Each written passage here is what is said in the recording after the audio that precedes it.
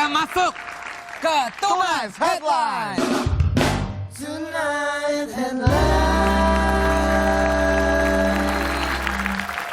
Metode ekstrim diterapkan untuk mencegah kecurangan saat ujian. Waduh. Melihat fenomena makin banyaknya peserta yang curang dan cerdik saat ujian, sebuah perguruan tinggi di provinsi Shaanxi, Tiongkok, menggelar ujian para siswanya di luar ruangan. Tuh, lihat tuh di lapangan gitu. Dengan meletakkan semua meja dan bangku di halaman, dan lebih dari 80 staf pengajar akan memantau mereka. Dengan menggunakan kamera tingkat ketajaman tinggi, hingga menggunakan teropong. Tuh, ya kan? Gila. Nggak bisa nyontek lagi ya. Ini nggak bisa nyontek sih, cuman bayangin kalau hujan tiba-tiba hujan bagaimana? Ya bubar dong. Anak-anak IMJ kalau ujian di luar juga nggak? Nyontek nggak? Enggak dong. Enggak tuh, enggak. Kalau enggak tuh gini, nyontek nggak? Enggak. Masih ragu-ragu berarti. Jangan aja nyontek. Percaya dengan kemampuan diri sendiri bahwa bisa mengerjakan ujian. Anak-anak IMJ mah luar biasa. Pinter-pinter.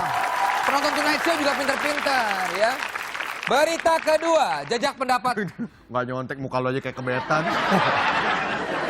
Jajak pendapat raja atau presiden terbaik dunia. Nah ini, mantan presiden Indonesia, Bapak Soekarno adalah nomor 1. Wow, luar biasa.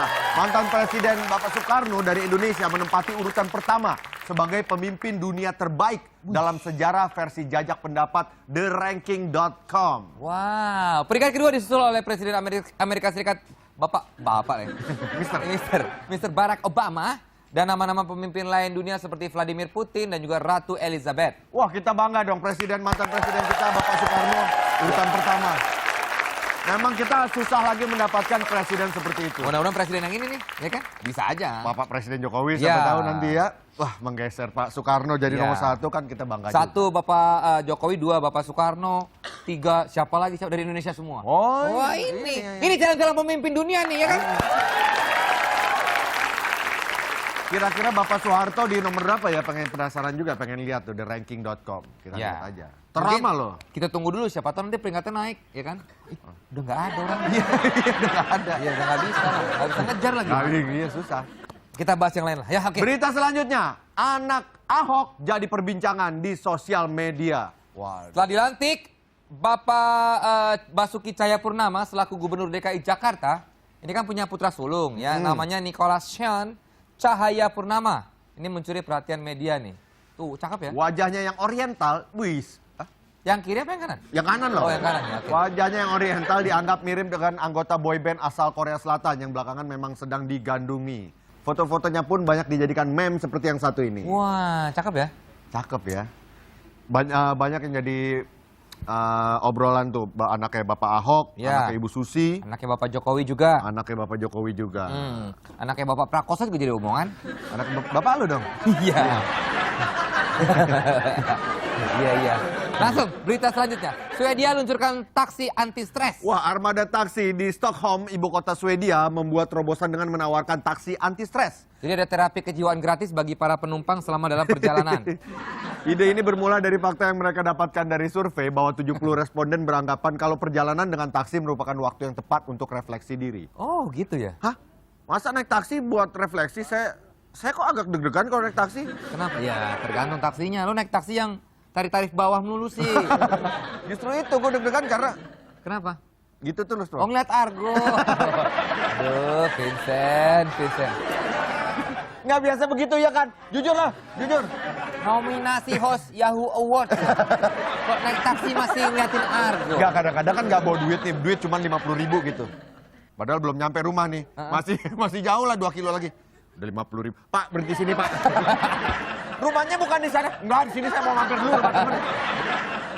Dan ini headline terakhir. Ya.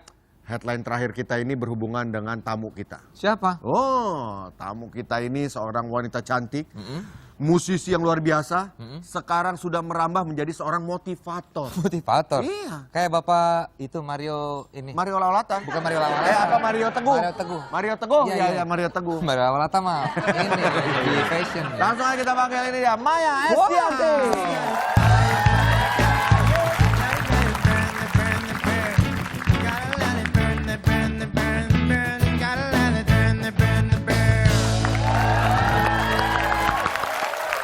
Silakan.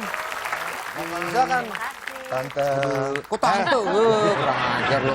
Ingat zamannya dulu kan kita manggil tante melulu. Oh iya. Ini tante kita berarti ya kan? Iya.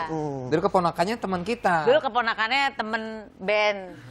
Iya. Manggilnya tante, masih 24 tahun bilang tante gitu. Nah sekarang kan kita udah gak temenan, berarti manggilnya Mbak. Kita gak temenan lagi sama itu. Masih Iya. temenan. Oh masih ya? Masih. Itu kan udah keluar dari band. Sekarang Eyang Maya. Lu kurang ajar lama-lama lu ya. Mbak. Kalau manggil Maya aja dong, orang umurnya sebaya kita kan. Iya, Opa. Sama juga. Mai, gini Mai. Lu kan sekarang jadi kayaknya kurang ajar ya. Kayak tukang somai gitu, Mai. Mbak Maya. Jadi motivator. Iya, baru-baru aja. Nggak apa-apa sih, apa yang dicari atau apa menariknya menjadi seorang motivator? Begini, karena memang dulu kan aku banyak tanya ke orang, banyak tanya bagaimana sih seorang Maya Estianty dari terpuruk dari perceraian kemudian bisa bangkit.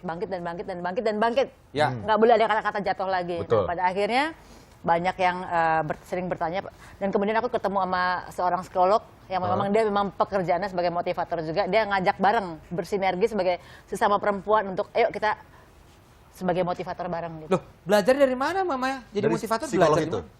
Kalau psikolog ini kan memang dia belajar secara akademis ya. Kalau aku kan memang secara setiap harinya aku memotivasi orang, entah itu asisten, entah itu penyanyiku, entah itu siapapun yang ada di sekitarku, aku selalu memotivasi mereka untuk bagaimana menjadi orang yang hebat. Tapi penting nggak sih maksudnya manfaat seorang motivator itu penting nggak? Sangat penting karena emang selama ini banyak orang yang nggak tahu bagaimana, orang banyak yang terpuruk kemudian nggak tahu bagaimana cara bangkit. Nah iya bener tuh. Vincent dengerin tuh, lu perlu motivator lo. Iya, karena nggak susah juga kalau sendirian biasanya ya. Nah, itu Butuh dia. seseorang Itu yang... seseorang untuk memotivate. Tapi untungnya Vincent bisa bangkit setelah kemarin cerai kan. Sekarang ini dia udah Nggak pernah cerai gue. Oh belum ya? Gue nggak mau. Oh iya, sorry, maaf. Sorry ya. Terus apa yang menarik jadi seorang motivator? Itu motivator tuh bukan hanya tentang kehidupan ya, tapi misalnya bisa menyembuhkan penyakit dalam diri sendiri. Self healing ya? Self healing atau misalnya kita mau apa nih, mau sesuatu apa nih, aku mau minta rumah A gitu, tercapai. Ah, Jadi serius? aku lakukan seperti itu. Udah ada efek, maksudnya udah ada bukti nyatanya? Bukti nyatanya berkali-kali udah. Nah makanya aku pengen share ke orang-orang. Gitu. Wah, luar biasa. Tapi kita udah tanyakan kepada masyarakat ya. Ini ada pertanyaan, penting nggak sih adanya seorang motivator? Dan ini jawaban masyarakat. Menurut gue motivator itu penting. Soalnya motivator itu memberi motivasi kepada orang. Kalau orang punya motivasi, dia punya harapan. Dan jika orang punya harapan, dia punya niat untuk bekerja keras untuk sukses dalam hidupnya. Menurut saya motivator itu penting, soalnya motivator merupakan orang yang memotivasi. Jadi dengan adanya motivator, kita tuh bisa berpikir lebih ke depan lagi. Motivator itu menurut gue penting ya, soalnya motivasi untuk ya penyemangat. Kalau menurut saya motivator itu sangat penting. Kenapa? Di dalam sebuah motivator itu pasti ada kayak motivasi gitu.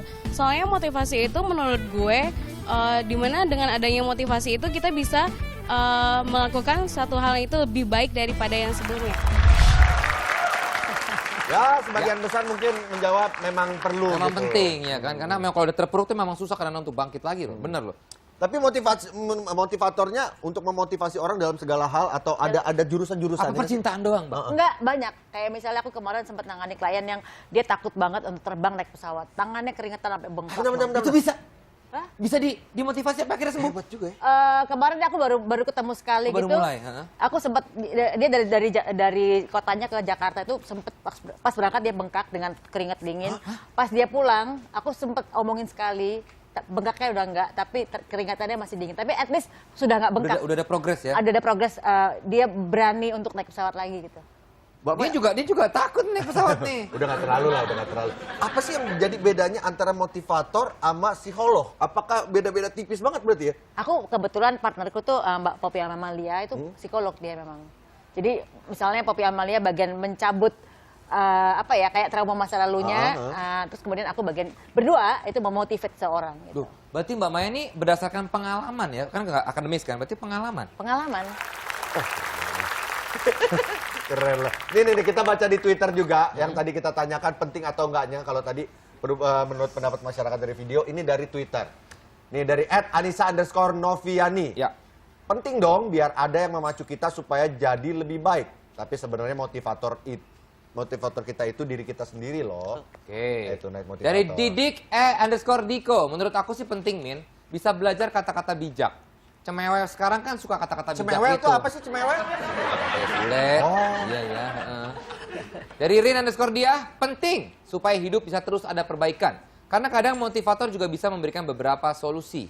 Nah, abis ini Mbak Maya kan udah sebagai seorang motivator. Kita pengen tahu nanti mungkin penonton yang di studio ada masalah apa gitu ya, boleh ya? Karena penonton kita banyak yang terpuruk ini, kebetulan. Banyak yang perlu diberikan motivasi supaya mereka bangkit lagi. Setelah yang satu ini tetap di Tonight Tonight Show. Pertama-tama adalah bukan, kan jangan percaya loh. Hari ini siapa saya nikahin juga.